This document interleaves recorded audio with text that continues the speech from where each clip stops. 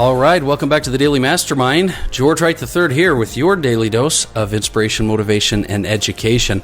I hope your day has started out in an amazing way. I want to get you going with the Daily Mastermind quote of the day. It's from Nelson Boswell, and the quote is, "The first and most important step towards success is feeling that we can succeed." The first and most important step towards success is feeling that we can succeed. And I think that quote has a lot of insight in it, and so I encourage you to kind of think about that a little bit, because it is important to get your thoughts in line, like we talk about all the time, but having that feeling and that emotion and that confidence and self-esteem towards being able to succeed is also very, very important. So today I want to share with you a great blog article from my business partner, Robert Stuberg. We own the personal development company together, and Robert writes a blog once a month. And the blog entry this month is called Thought Distortions. And this blog is just packed with content and ideas on how to really start changing your thoughts, especially the ones that you don't want to have in your life. So I'm going to go through this with you, but you can feel free to head over to Stuberg.com to get tons of additional blog articles and ideas and things that can really help you to unleash your potential. So look, without any further ado, let's jump right into it. One of the questions clients frequently ask me is, what is the best way to change your thoughts? In other words, how do you get rid of the thoughts you don't want running around in your mind? If you take the time to analyze your unwanted thoughts, you'll often discover that they're just based on distortions of reality. So finding ways to eliminate these thought distortions can take many forms. And this is something I've gone to Robert for many, many times over the years, and so I really love what he has to say about this. He goes on to say, over the years, I've used several methods, but some of the ones I've found most effective have been self-hypnosis, sleep programming, meditation, or even something that he calls hypnology, which you may find fun to investigate and experience for yourself. There's an actual free product on his website called Provocative Destiny. And on our site, you can explore the concept of hypnology with this, which involves using musical intelligence to reprogram your subconscious mind. It's a pretty powerful way to change your thinking. So just go over to Stuberg.com and you can get a copy of that for free. Now, the challenge to eliminating your unwanted thoughts, however, is that you first have to figure out what thoughts you need to eliminate. So let me start by telling you about cognitive behavioral therapy, CBT, which was developed by an American psychiatrist, Aaron Beck, in the 1960s. See, Beck originally used Freudian psychoanalysis with his patients, but as a researcher and scientist, he decided to put the psychoanalysis to the test. Unfortunately, those tests he conducted did not produce the results he was expecting, which is what led him to start developing and testing other methods. And as you might imagine, Beck was not originally applauded for challenging, any accepted beliefs and practices. But as other colleagues began to try his methods, Beck was vindicated and eventually regarded as an important pioneer in the field of psychiatry. So the essence of what Beck discovered is that negative thoughts fall into basically three categories: negative ideas about yourself, negative ideas about the world, and negative ideas about the future. And for many people, these negative thoughts become automatic over time, so they're no longer even questioning that they're having these thoughts.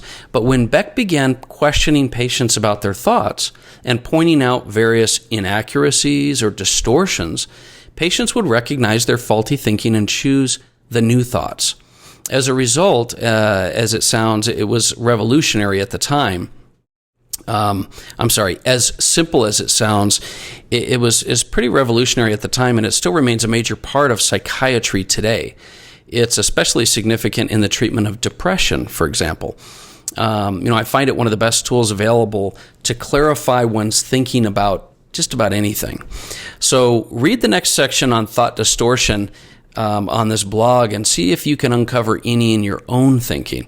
I think it's safe to say that we all have thought distortions, but we can eliminate them by recognizing and acknowledging them and by beginning to ask better questions to get to the truth. The key is to learn to rise above thought distortions, which always fall into three main categories: negative thoughts about yourself or personal thoughts, pervasive, and permanent. So negative thoughts about personal, pervasive, and permanent. The good news is that with clear, kind of rational thinking, you can spot these thoughts. However, it's always recommended to brainstorm what you're thinking about with someone else, like a coach, mentor, counselor, or doctor, to really get unbiased feedback, because we obviously are pretty biased with our thoughts already. So here's the cognitive triad. This is these three things that we tend to have negative thoughts about. The first is the self. Is the self worthless or valuable? This is a personal area. Number two, the world or environment. Is the world unfair? Is it fair? Is it neutral? This is pervasive. This is a pervasive category. And the third category is the future. Negative thoughts about the future. Is the future hopeless or hopeful? Do you feel that you have something to look forward to or something to fear? And this is a permanent category. Again, the most challenging problems are the ones that we convince ourselves are personal, pervasive, or permanent. But those on your list can be eliminated. So put those on your list, and let me go through for you real quick just some different types of thought distortions. And the reason I want to go through these, this is in the blog as well, is it's going to help you to identify if maybe you are in some of these patterns. If you've seen in your own life some of these negative thinkings, do you have all or nothing thinking? Engaging in kind of black and white thinking in extremes, such as it's all good or it's all bad with nothing in the middle. If you have this all or nothing thinking, then you have a thought distortion. How about if you have selective abstraction?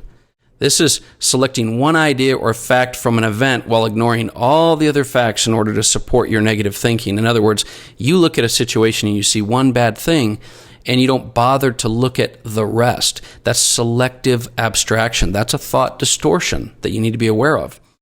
How about mind reading? Meaning believing that we know the thoughts of other person's minds, right? All of us have gotten those texts, and we've interpreted them to be what we think they mean to say rather than what they say. And that's a mind reading thought distortion. Another one is, negative predictions.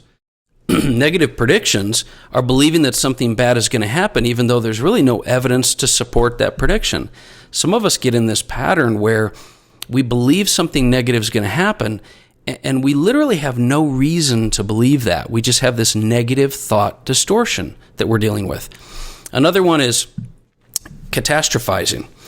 And I know that's a big word. That's a big word for me too. But it's exaggerating the potential or real consequences of an event and becoming fearful of the consequences. You know how sometimes we fear something's going to happen, so we really start to exaggerate how it's going to affect us, when really in the end, we're going to survive it. We've survived worse, right? So this is also a thought distortion, negative thought distortion. How about an overgeneralization? Do you ever do this where you're making a rule based on a few negatives or isolated events and then applying it to everything? They never, this is overgeneralization, and this can lead to some real negative thoughts. You have to analyze if that's something that you're having happen. Another one is labeling. Creating a negative view of oneself because of errors or mistakes that you've made.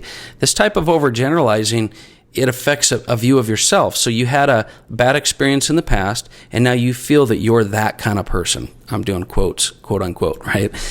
Labeling someone else. They made a mistake in the past, and so you're labeling them as this particular way, right? That's a negative thought distortion. I'll give you a couple more. Magnification, exaggerating an imperfection in something greater than it is. I find myself sometimes doing this about myself. If you have some kind of a negative thing, do you exaggerate that it's this big imperfection rather than dealing with it and recognizing that thought doesn't serve you, and that thought is an exaggeration. It's a magnification. Or maybe you do the opposite. You minimize things. You take a positive event and you make it kind of really less important. That was okay. If you don't learn to celebrate your successes or your positives, it's going to keep you in that negative thought distortion. So, these are all examples of thought distortions. And the reason I wanted to go through that with you, and with that blog article that my business partner Robert Stuberg wrote, is that you have to, as much as you want to grow and learn and get better and be more productive in your communication, your business, your relationships, you have to start by identifying the areas that you may not recognize. See, it's easy to recognize when we're doing something wrong. It's not easy to recognize thoughts that we may not identify as wrong thoughts. These are thought distortions. So I hope that's something that'll get you thinking and questioning where you're at, what you're doing, why you're thinking a certain way. Because remember, I've mentioned it many, many times, the minute you go take a step back and you enter that third-party mode where you're analyzing your thoughts, you are no longer your thoughts. You're no longer the emotions, and you can take control and move forward. Anyway, that's my message for today. I hope you have an amazing day. Work on those thoughts, identify those bad thought patterns, and I'll look forward to talking with you more tomorrow. And also, by the way, share this episode. I guarantee you there's a lot of people out there that really, kind of suffer and are dealing with this, and it would make a huge difference and mean the world to me if you'll share this episode with someone that you know. And hit me up on the Daily Mastermind on Facebook or Instagram. I'd love to get some of your feedback. Anyway, that's the message for today. My name is George Wright III, and this has been the Daily Mastermind. Have an amazing day.